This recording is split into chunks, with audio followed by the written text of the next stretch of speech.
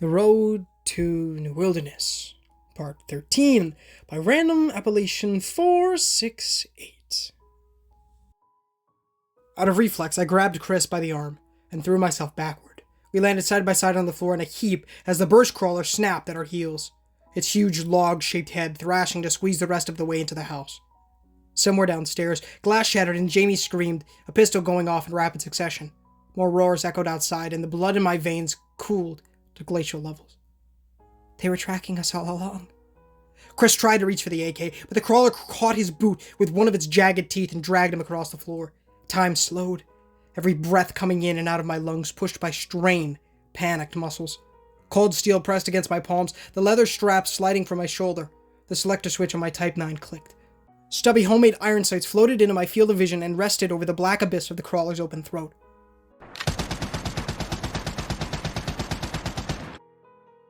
Fire spat from the barrel of my submachine gun, and the crawler arched back its head in a shriek of pain. Spotting Chris's discarded lighter on the floor, I snatched it up, thumbed the striker, and a tiny flame burst to life. With a desperate throw, I hurled the little Zippo into the small pile of corpses. Whoosh! Flares licked over the pyre, lighting up the room in a bizarre dance of orange and red-lined shadows. The crawlers writhed in agony, smashing what remained of the room to pieces, and the shoelace on Chris's boot snapped. "Come on, we've got to move now!" Now freed from the monster's jaws, Chris hauled me to my feet and grabbed his gear to dash out of the door on my heels. Wood splintered, glass crunched, and all through the house, the roar of the crawlers echoed. They seemed to be everywhere, climbing the sides of the house like cats, and slithering into the downstairs through every unbarred opening in the decrepit structure. Behind me, Chris spun to empty the rifle into the door we'd come from, the shots enough to make my ears ring in shrill chorus. Jamie, where are you?" I'm here, don't leave me!" A figure dashed over the top of the stairs, her smoking pistol in one hand, and I caught Jamie's wild-eyed stare as she ran almost face-first into us. "They're coming up the stairs!" "We can't stay here.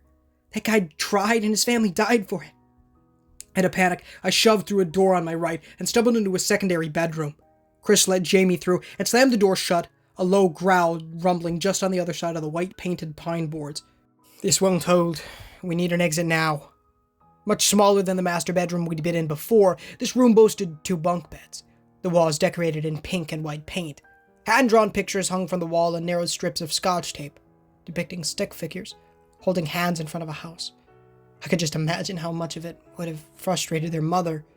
The tape peeling flakes of paint off her nice, clean walls, but not enough for her to take the pictures down and crush her daughter's spirits.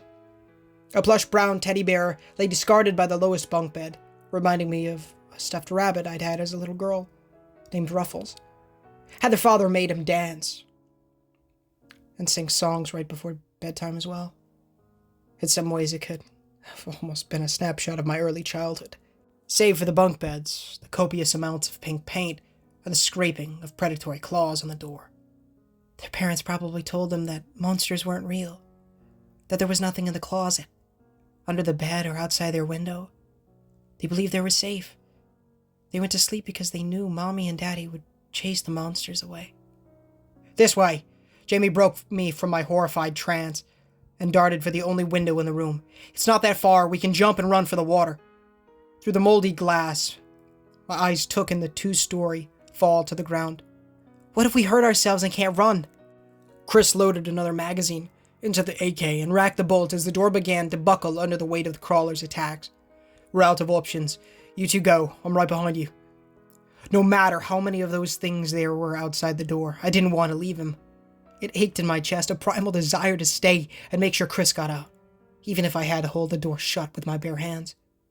But I also knew that out there, on her own, with one bad arm and a pistol, Jamie would be a sitting duck. She needed me too.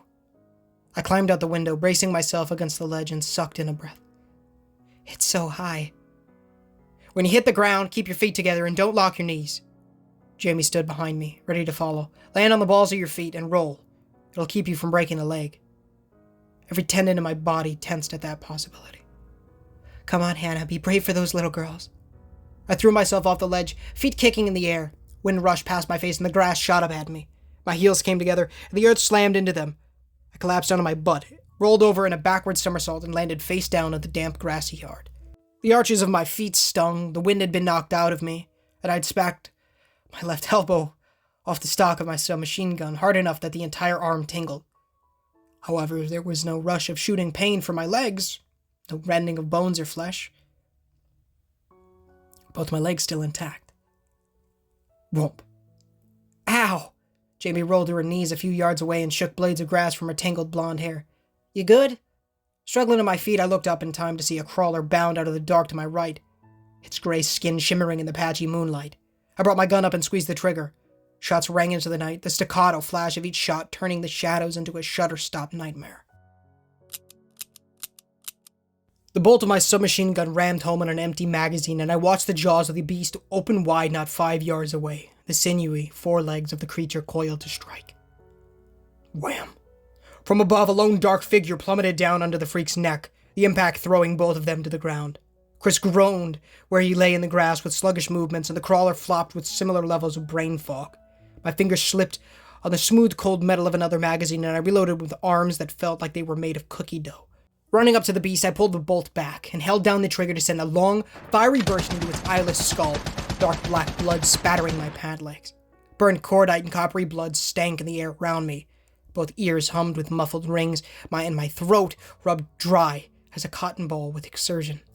My heart raced and sweat made my clothes stick to me in a heavy layer of soaked fabric, all internal systems working on pure adrenaline. The crawler went into a spasm, twitched and fell silent. Vivid as more slithered from the house windows like eels in a coral reef. They've got our scent now. I grabbed Chris's wrist and Jamie yanked on the other to get him up, the three of us dashing towards the southern tree line in a headlong flight. Mud splashed my legs, the submachine gun clanked off my hip, and tall grass splapped at my face. Cobwebs clogged in my hair, birds scattered in my path, and hundreds of eyes glowed in the light of my headlamp. Surprised at our sudden plunge to the dark, we had to find a way out, a safe place, a hiding spot, something. I could hear them bounding through the crunchy underbrush with their long limbs, the crawlers perfectly adapted for this strange new world. My side began to hurt, each gasp making the cramp worse, but at last, I caught the gleam of moonlight off the water. There! Almost as soon as I said it, my feet plunged into icy water, the three of us lurching to a stop as we broke through the last of the brush. In spite of the monsters being right on our tail, I couldn't help but stare in shock. The water stretched out for miles, some trees and small islets poking from its dark surface, and the only land I could see on the other side was a thin, dark strip on the far horizon. Rolling waves lapped at our boot tips, and no usual ring of sand or mud greeted my eyes along the shoreline, merely submerged plants. A strange rock in the water a few hundred yards to my left confirmed my suspicions, as I realized that it had too many right angles to be a regular stone. A house. That's the roof of another farmhouse. The lake is getting bigger. More underbrush cracked behind us, and Chris swore under his breath, limping on his left leg in a small circle to aim the AK at the forest. We're boxed in. Jamie fumbled with her belt to replace the magazine in her Beretta. Maybe we can swim it. Swim to where?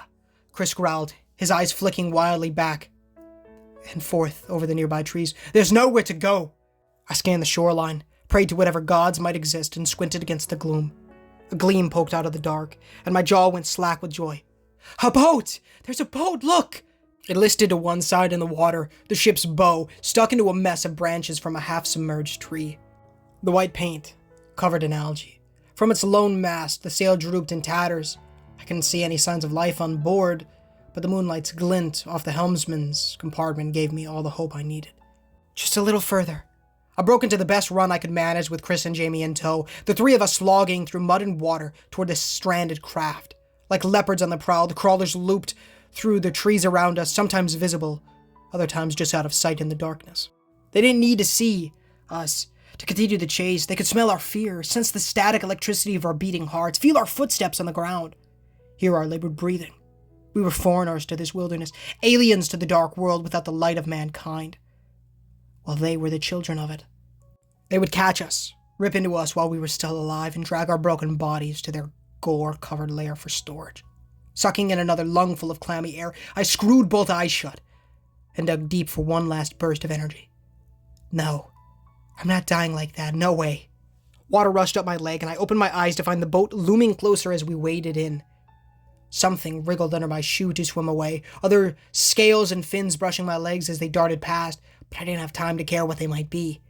We needed to get into that boat and get as far away from this place as possible. With fingers interlaced to form a step, I boosted Jamie over the side and she pulled me up. Both of us had to drag Chris on board, his weight easily twice my own. Find something to push it with, his muddy boots slipping on the wooden deck. Chris ran to throw tangled nets and broken fishing rods aside in a frantic search. Oh, suppose something to get us offshore. Clark. We all turned toward the inquisitive sound, just as a greasy, moldy-haired head poked around the corner of the helm, white eyes peering at us, with a big Cheshire grin. You've got to be kidding me. Jamie raised her pistol and fired. The white-eyed head jerked backward, and a spray of gooey black blood left in its wake. Wet hands and feet slapped on the deck boards, shrieks echoed from below decks, and roars called back from the forest. Crawlers bounded out of the woods into the shallow water, while puppets swarmed into the night from the guts of the boat, their wooden teeth bared and primal rage. It had been days since I'd last seen one, but everything came rushing back from that first night. All the terror, the unknown, the despair. Once again I was surrounded, and there was no electric dog whistle to save me now. I'll get the engine going. Jamie advanced toward the cockpit, the Beretta dancing in her hand as it spat rounds. Just keep them off me! Hannah, cover her! Chris shouldered the Kalashnikov to fire in short bursts at the oncoming horde from the woods. I'll handle these guys.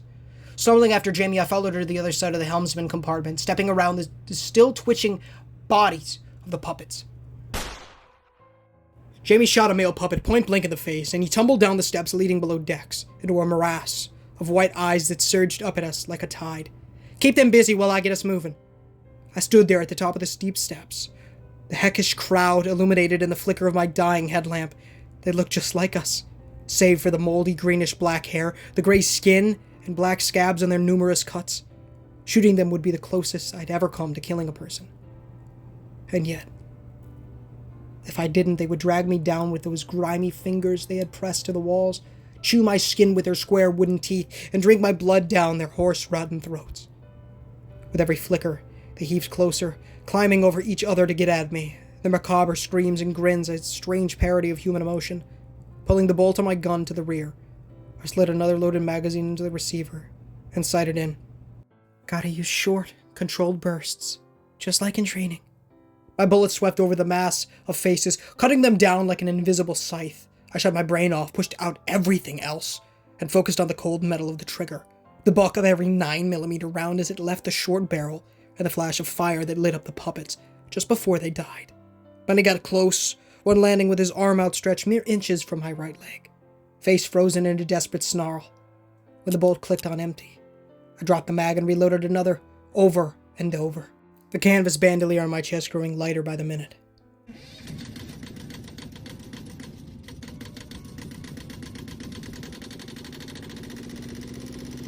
The boat rocked, and a cloud of smoke rose from somewhere in the stern, but the water began to glide past us. Way to go, Jamie.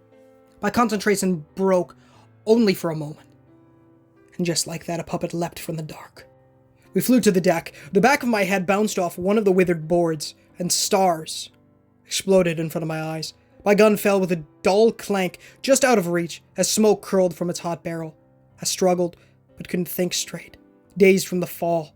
Any punches against his dense flesh had no effect, and the creature pinned me with surprising strength.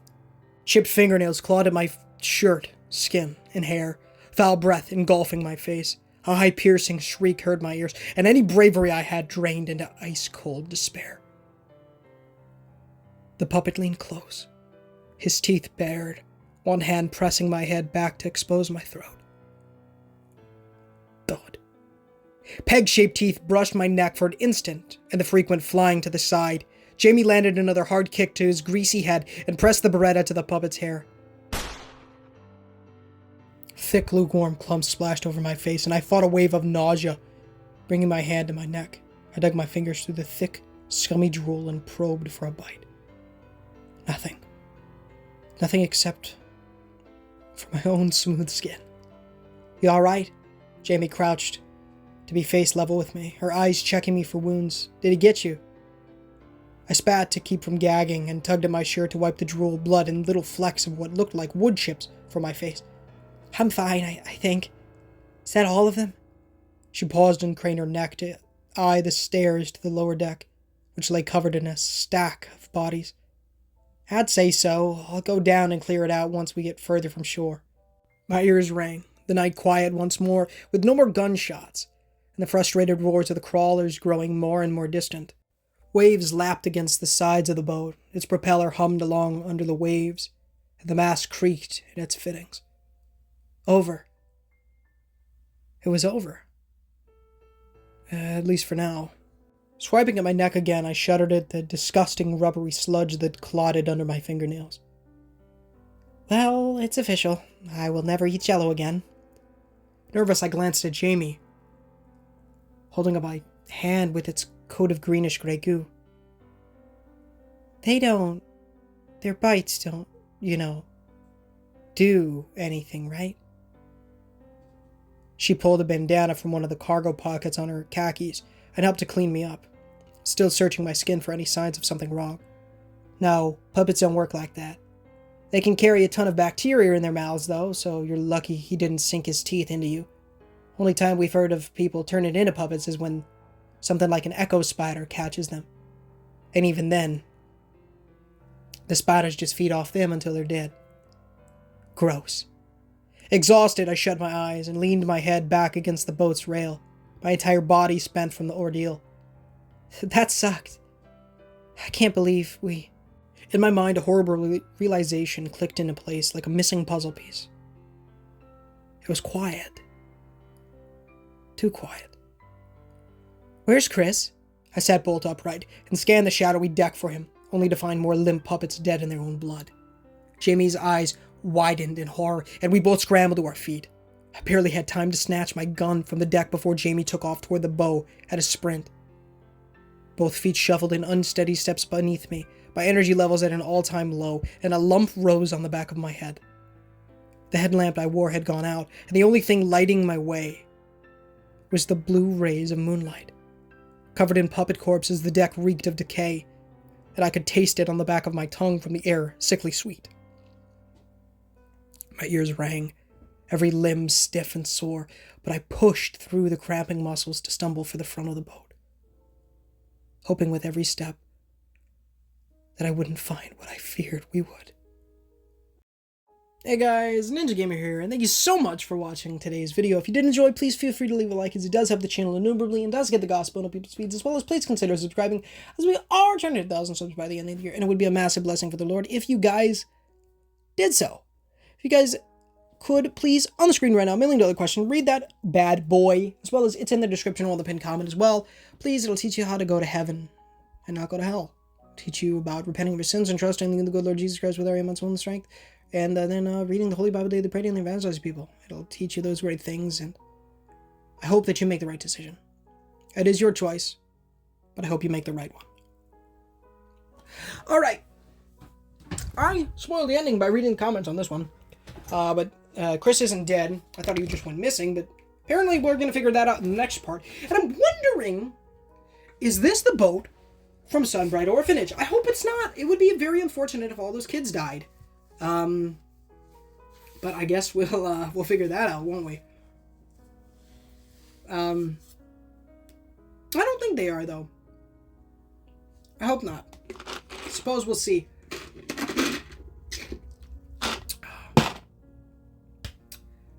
Pokemon released something, y'all. Very cool. In January, there's going to be an event for the Mythical, which I'm very excited about. And we get to go with Arvin, Penny, and Nimona. So cool. The team's back together.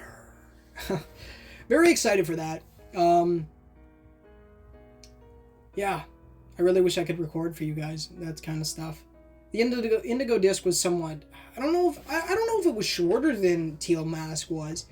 But, alright, I just cut that, and now there's no echo, probably, because my thing's right next to me, but, yeah. Spoilers for Pokemon. If you haven't played it, go play it. It's great stuff. It was pretty much just about beating the Elite Four. And they hyped Kieran up so much, and I thought Kieran was actually rather easy, to be completely honest. Really, in every aspect, Drayton and Amariz, I think her name is, Amariz, I don't know how to pronounce it properly. they were much harder fights for me, as well as, was Crispin harder? I don't remember. I think Lacey might have been the easiest. I don't know. She did a Primarina, which is one of the best starters in my opinion, so I don't know. But, yeah. I'm interested to know if all of them are children of gym leaders or important people in Unova, because I could very easily see Crispin being a son of Chili, and I could very easily see Drayton being the son of Drayden, or whatever the dragon type gym leader is from Black. Amariz, I'm not sure. But yeah. I haven't beat Black and White. Or I beat the originals, I didn't beat Black and White 2, so I'm assuming she's maybe, if she is. And then just, I don't even know, they might not be in anything. I just know that they straight up said that Lacey, her father was a gym leader, so that obviously eliminates all the women. And the coastal biomes theme is literally a remix of Driftveil City, so, which is awesome. So and even Aiden looked it up, and it is Clay. She also has an Excadrill on her team.